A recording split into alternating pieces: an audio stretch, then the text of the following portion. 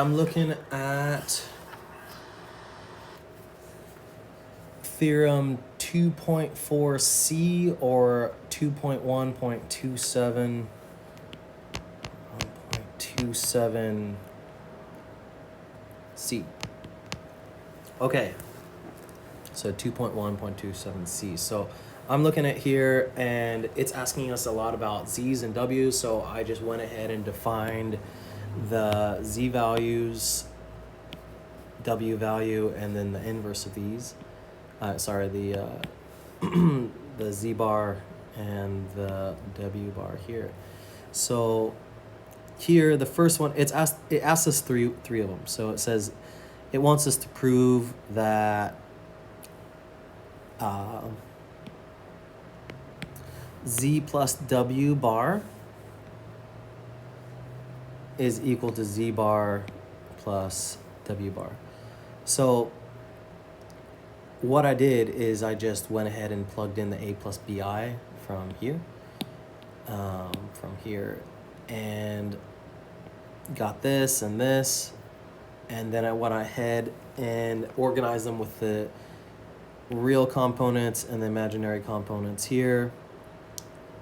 Took the conjugate and then continued on, and then I put them back together like this, where you get the a minus bi and the c minus di, and I realized, oh yeah, that's z conjugate and w conjugate. So it's pretty straightforward, I think.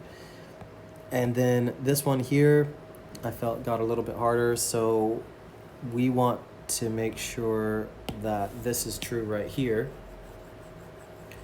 And so the way to do it, or the way I did it, is I just said, okay, well, I just plugged in the numbers again, went through it, noticed here that the b di squared ends up being negative.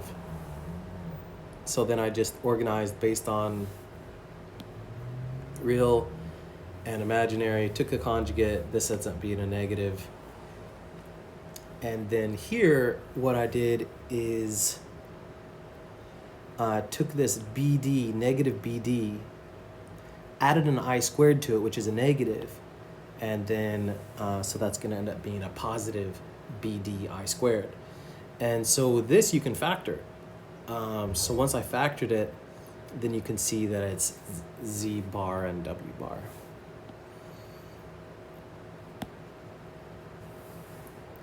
Okay, next one. We want to see that the Z inverse bar equals Z bar inverse.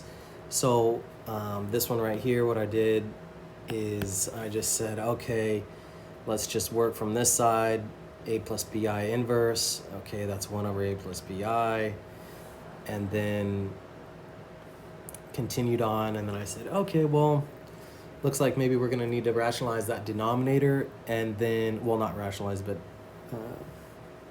realize? I don't know, non-imaginaryize, so whatever it's called in pre-calculus. But then I was able to separate it into pieces where you get the real component here and then the imaginary component here.